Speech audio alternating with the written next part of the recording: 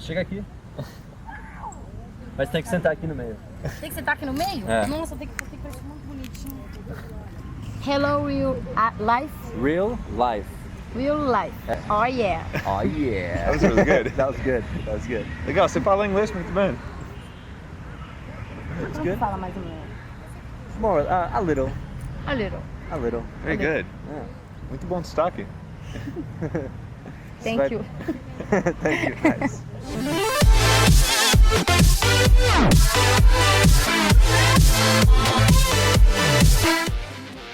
Oh yeah, what's up? This is Chad from RealLife English. We believe that listening to podcasts is a fun, natural, effective, and very convenient way to learn English. So download this video podcast now and listen to us while you are hanging out at the park, Listening to jazz music playing on the playground. or hanging out with your buds. Exactly. What are buds? Your buds are your friends, your buddies, right? Your buddies, yeah. Yeah. At the park here, we're getting a little bit distracted, but we're going to try to focus. Let me introduce you to my co-host, the man who Wally is hiding from, Justin Murray. Well, we say Waldo. Waldo. Yeah. Oh, in the US, it's Waldo. Yeah, you know those little books where you look for Waldo? Where's Waldo? Where's Waldo? Exactly. Where's Wally in the rest of the world? So you're probably asking yourselves, why are these guys doing a video podcast? And we would respond to that question by saying, we have a lot of awesome news to tell you guys.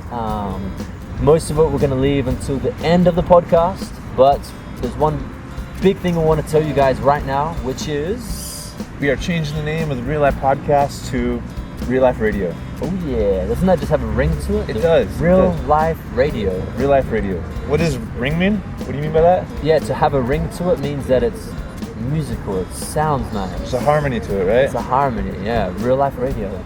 Yeah, so we decided to change the name of the Real Life Podcast to Real Life Radio because honestly, well, first of all, a lot of people really do understand what a podcast is. They're the early adapters, but a lot of people, it's kind of like you have to explain what it is, and they don't intuitively understand it. Yeah, podcast. It sounds like something very technical, doesn't it? Like a spaceship or something. Spaceship. Okay. Nice. So just for those of you who don't know what a podcast is, remember this video podcast is actually getting sent out to the whole of Real Life English, not just the podcast community. Tens of thousands of our audience. Exactly. So we wanted to take this opportunity to just very quickly explain what is a podcast. Would you like to do the honors? It's a downloadable radio program, pretty much. Yeah. Even though this is video, we wanted to engage you a little bit more. You can actually download the audio for this on this page. Yeah. So you know, if you want to listen to this, you know, while you're driving, Hanging out at the park, washing your dishes, whatever. yeah. So Walking your dog. Many people walking their dogs here. and some of them have their headphones on. They might be listening to us right I now. think they listen to the Real Life Radio over there. This is why they're all looking at us. Yeah, they're starstruck. It's true. What does starstruck mean? Starstruck is when you see someone famous and you're like, oh, it's Justin. Oh, Chad. They're definitely not starstruck. That's for sure. So this podcast, this radio show, it's to teach people English, and Yeah. we really want to do it in a fun, natural, convenient way, and really share with you guys many expressions. And Yeah. each podcast usually has over 30 expressions that we explain and we really break down for you guys. Yeah, we break down the meanings of the expressions, and also we release this every week, so it's a great way for you to kind of start your English learning habits. But we're going to talk about that a lot more. We have a lot to talk about today. A lot of big news for you guys. Yeah, so stick around to the end of the podcast because we've got another big news to tell you guys. But let's follow the general structure of the podcast. Now it's time to go into today's shout outs. Oh yeah. Oh yeah. You make me wanna shout, kick my heels up and shout, throw my hands up and shout, throw my hands. Okay, so now it's time for the shout outs. What is a shout out exactly before we give the shout outs? A shout out. Yeah. You shout out. Yeah. So basically, it's like The shout. you're saying hi to somebody, you're giving somebody a message, usually from a stage. Yeah. Like when I received like my Grammy Award, I was like, I really want to thank Mom. Thanks a lot, Mom. I love you. I gave my mom a shout out. That's a shout out, yeah. Yeah. Chad actually invented the term. Yeah, right. So today we have a shout out for our podcast community or our Real Life Radio community, because you guys have been here from the start. You guys have really guided us, inspired us, and just wanted to let you guys know you guys are really special to us, people that have listened to our podcast from the beginning and shared so much of yourselves with us. Yeah, and another reason why we're very grateful of our podcast community is because of all the feedback you guys have given us. Every time you guys leave us a message or some kind of suggestion about the show, we take this information and we use it to make the podcast even better. So keep giving us feedback, keep suggesting things for the podcast. You'll probably notice the podcast has changed over the year, you know. We've been improving things, testing things, and we think we've got it down now. We're always listening. What does to get it down mean? To get something down means that you've nearly got it perfect. You nearly got the perfect adjustments there. You feel comfortable in it, right? Yeah. Oh, he should get skating down. He doesn't have that down. No, he nearly fell off his skateboard. Okay, so generally on the podcast, we're going to the news right now, which is, we get some kind of humorous news story, we read through it very quickly, we explain all the vocabulary, and we just talk about that subject generally. But we're going to skip that because we're going to save the news until the end of this podcast, because we got some big news coming up. Big news. Yeah. Big news. Revolutionary. Revolutionary, okay. So we're going to leave you hanging with that one, and we're going to move on to today's conversation. You want to ask something? What does leave it hanging mean? Is somebody hanging? Leave someone hanging means to leave them waiting for something. Usually they're anticipating something. Or if you give someone a high five and I'm like, hey Justin, high five. Oh, Justin just left me hanging. Okay, so the general structure now would be today's conversation topic. Oh yeah. Oh yeah. What you talking about? What you talking about? What you talking about? What you talking about, Willis? What you talking about, Justin? Nothing, man. What you talking about? What you talking about? What you talking about, Willis? For those of you who don't know, that little video clip there was from Different Strokes, I believe. Right? Yep. Old TV show. Gary Coleman. What you talking about? That's What actually, are you talking about? It's connected speech too. It's like they're just like bringing their words together. Exactly. Yeah. It's something we try to teach on our podcast too. Yeah. So let's talk about today's conversation topic. Let's talk about how to stop studying English. Let's start living English. And we're gonna ask you guys if you are making these 4 big mistakes with your English learning. And these mistakes are kind of the foundation of why we started Real Life English, to help people kind of change their perspective on the language, to really learn English in a way that we really believe is much more effective. Yeah, and a lot of these ideas are based on not only our English teaching, but a lot of our language learning. And also just observing your feedback and just observing really successful self-taught learners a lot of times. Yeah, definitely. These mistakes aren't, self-taught learners don't generally make these mistakes. But let's just get into mistakes, okay? So the first mistake is to, what is it, Justin? To treating it like a school subject. Are you treating it like a school subject? Are you making this mistake? Don't just study it, live it. Nice. Yeah, so what is that mentality? Someone who treats it like a school subject. Why is that bad, and why is that a big mistake? Well, that's a mistake. It's like you study, you memorize in school, and you go take a test and you're done, right? Yeah. But with the language, you just can't learn it that way. You're going to fail. You're going to memorize and then forget. You need to embody it. You need to really make it a part of who you are and go out and use it in the world. Exactly. You have to apply it. I mean, if it's just like a set of structured rules, it doesn't really make much sense until you can actually use those rules for something. It's like learning road rules, all this traffic all around us. Imagine if you knew what a stop sign is, and it's a red light, but if you don't drive a car, it's useless. Absolutely. And I remember when I was in high school studying Spanish, it was like, ooh, I got an A in my Spanish test. People are not trying to really learn language. Did you get an A? No. That's the thing. It's like I wasn't a very good language learner in high school because I didn't really have this perspective that we're talking about today. Okay. But lots of people just study it, and they think they're going to be successful, but then they go and they open their mouth and they can't really speak it. But that's natural, but they don't actually get out there and develop those skills in real experience. Yeah, they have nowhere to apply it. And even another thing I have a lot is some people come to me and they want business English classes, and they say, hey Chad, I want you to teach me business English. I'm like, okay, what's the difference between business English and just normal English? I mean, obviously there's some terminology that's different, but it kind of comes from your personality. You're a businessman, so you're going to be obviously more prone to that kind of terminology, right? Yeah, there's sort of this misconception that you can just learn business English and then function as a businessman in this world without actually having the foundation, which is more play.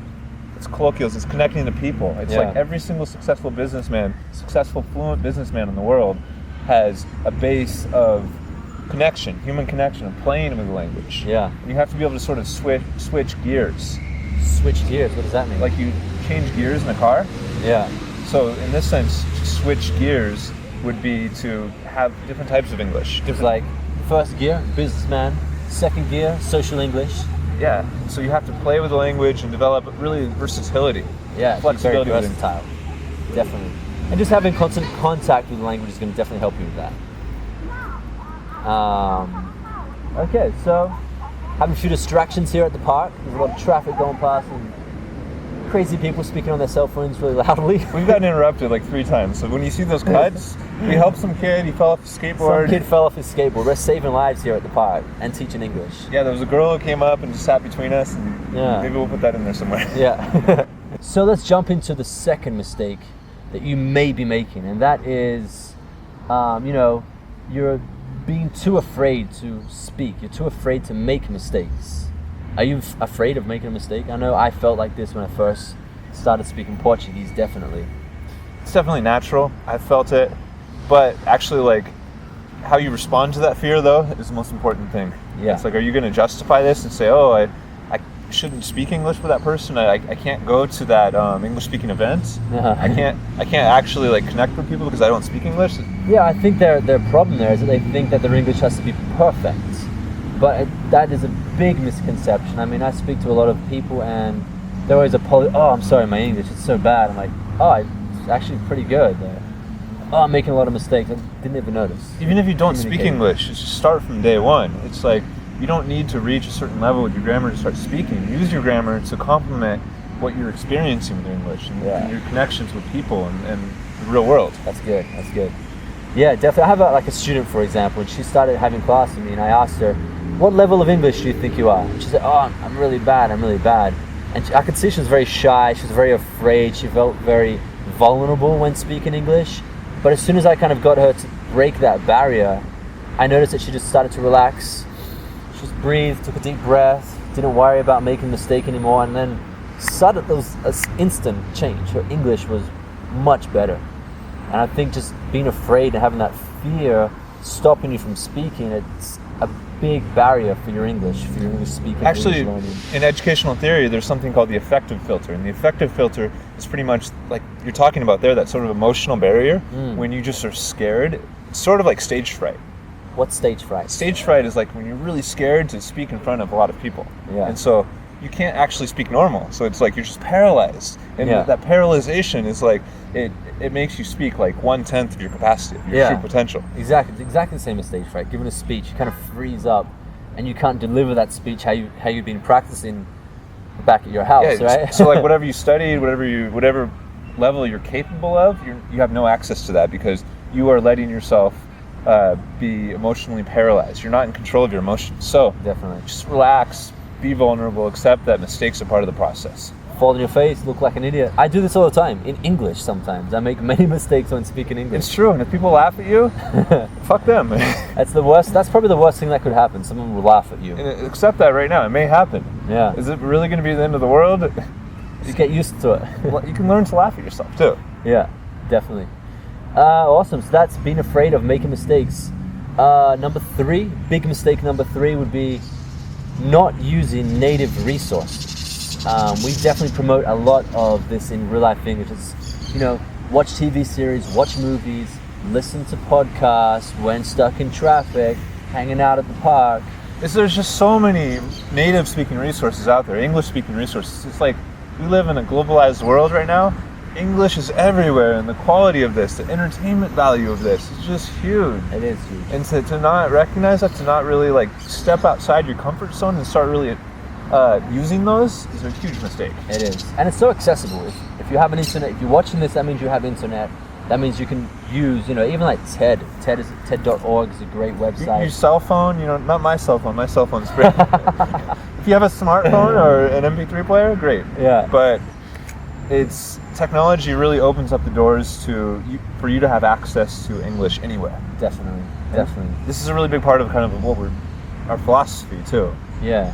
And another thing, it kind of relates to being afraid of making mistakes. Another thing related to this mistake is that people are kind of scared, not scared, but they don't want to use these resources, these TV series or podcasts that they don't understand 100% of what's happening. They feel like, if I can't understand everything, I'm not going to use it, which I think is a huge mistake, because only when you really push yourself. It's like my guitar teacher, he would always say, hey Chad, what have you been practicing this week? And I said, I've been practicing this and that and this. He's like, you know that. I've taught you that a long time ago. Why are you still practicing that? You should be playing that and practicing stuff that you don't know.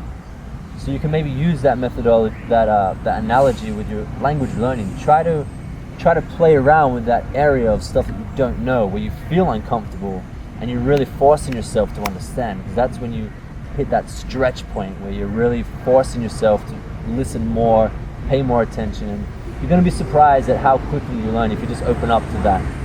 Yeah, so don't think about like today, think about a month from now, 3 months from now, because really if you do it every day, if you start watching that TV show you love, you start doing it in English right now, if you do this every day, where are you going to be 3 months from now? Exactly. Maybe you understand 20-25% right now, but you're going to understand 50-60% a couple months from now. And a year from now, you're going to understand everything. Yeah, hopefully, yeah, definitely.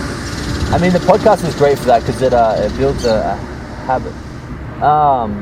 Related to native resources, I remember an awesome point in my language learning experience. It was here in Brazil. I don't usually watch TV, but one day I got home and I turned on the television. And I never watched TV because it was all in Portuguese. I turned on the TV and I started watching a soap opera, a Brazilian telenovela. Chad watches them. Don't let him lie to you. He watches them all the time. Yeah.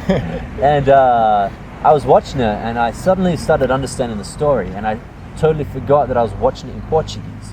I was so interested in what was happening, like she was cheating on her husband and he was doing this and all the crazy stuff that happens on soap operas, that I forgot that it was in Portuguese, and I just was understanding all of the content, everything that I needed to understand I could, and I was enjoying what I was watching, kind of enjoying. So you sort of transcended that like barrier between you and the language. It was a barrier before that, right? Yeah, I was resistant to watch TV because I didn't understand enough of it to get the story.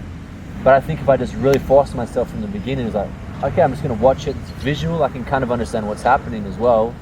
So just really forcing yourself with that kind of stuff is going to totally change the way you learn and just open up your mind to your English learning. Yeah, man, but you were living in Brazil when that happened, right? I was living in Brazil. I had pretty much constant contact with Portuguese.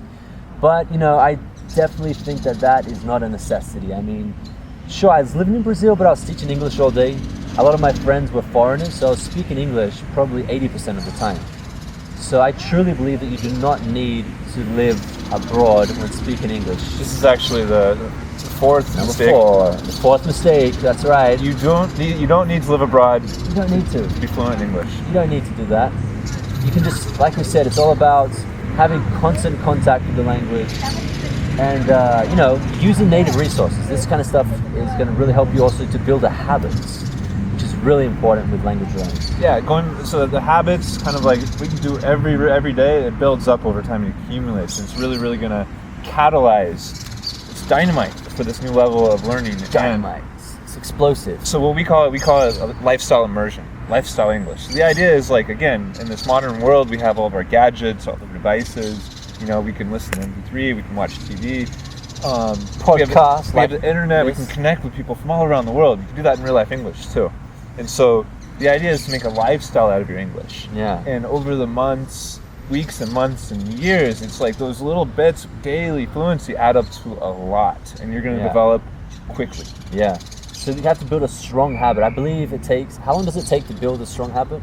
It takes about 30 days to build a habit, and then it gets easy. And when you don't do it, you actually miss it. Yeah, exactly. You feel disappointed, like, oh man, I forgot to do that today. At first, it's really hard. So you can't actually stack too many habits up at once. Just choose one small change that you want to make and do it for 30 days. And after those 30 days, your willpower is just going to be flowing with the momentum. Yeah, I got an idea, man. Let's do this. We're gonna do this, guys. We're gonna package together 30 podcasts. We're going to choose 30 awesome podcasts for you guys, and we're going to send them to you to start your 30-day habit right now. So let's put up a sign up. Oh. Hey. Get an air. Sem problema. Some kids just threw an airplane at us. So yeah, we just see what we're doing for you guys. We're getting hit in the face with paper airplanes just to produce this awesome podcast for you guys. And so, like we were saying, we want to create a habit for you guys. So we're going to send you guys 30 of the best real life radio. That's right, not podcasts. Real life radio episodes. And 30 episodes are going to also tell the story. Oh yeah, we should about get what we're doing as well. We're gonna sort through all the stuff we've created and try to give you that story. So Yep. you can come to what we're doing right now and sort of understand the whole history of everything. Exactly. So this is going to be a great way for you to start that habit. So 30 podcasts, 30 days. Can you do that?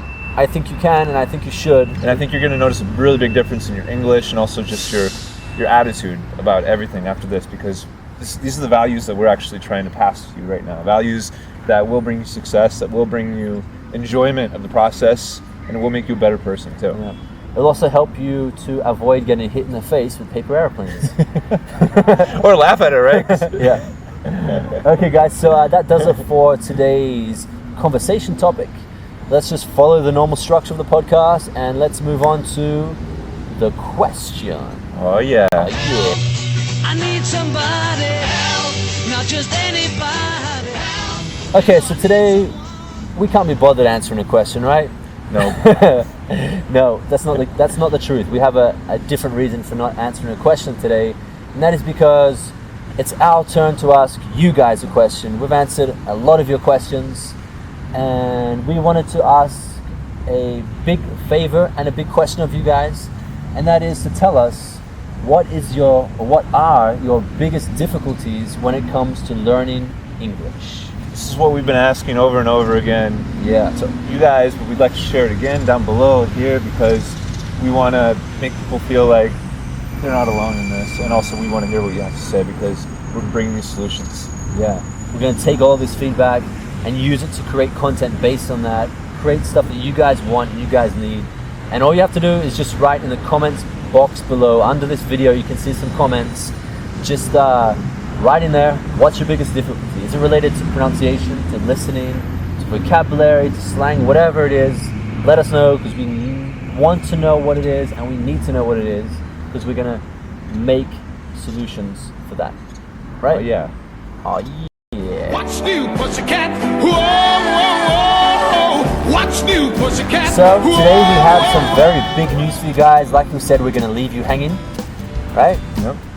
So end of the podcast, let's break out the big news, and that is that we have got some video lessons to send you guys that is going to totally revolutionize the way you perceive the English language.